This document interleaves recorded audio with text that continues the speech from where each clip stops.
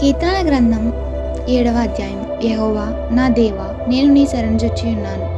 నన్ను తరుమువారి చేతిలో నుండి నన్ను తప్పించుము.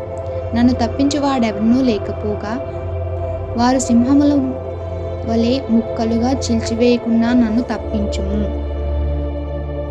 యెహోవా నా దేవా, నేను నీ కార్యము చేసిన ఎడల, నా చేత పాపము జరిగిన ఎడల, నాతో సమాధానముగా నుండిన వానికి నేను కీడు చేసిన ఎడల, శత్రువు నన్ను తరిమి పట్టుకొననిమ్ము. నా ప్రాణమును నేలకు అనగద్రొక్కనిమ్ము. నా అతిశయాస్పదమును మంటిపాలు చేయనిమ్ము.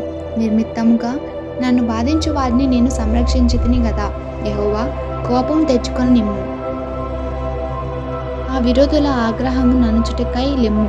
నన్ను ఆదుకొనుటకై మేలుకొననిమ్ము.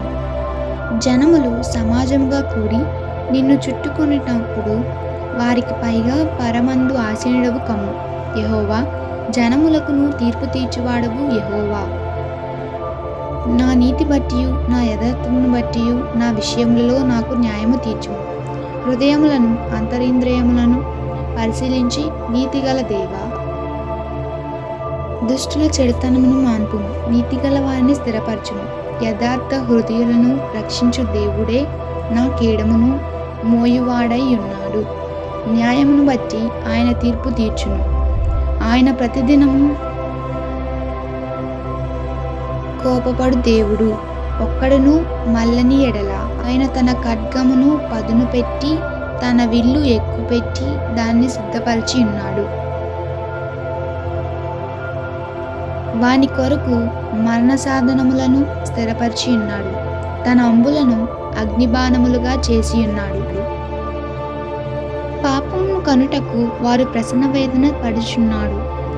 చేటును గర్భమును ధరించిన వాడై అబద్ధమును కనియున్నాడు. వాడు గుంట త్రవ్వి దానిని లోతు చేసి ఉన్నాడు. తాను త్రవ్విన గుంటలో తానే పడిపోయాను.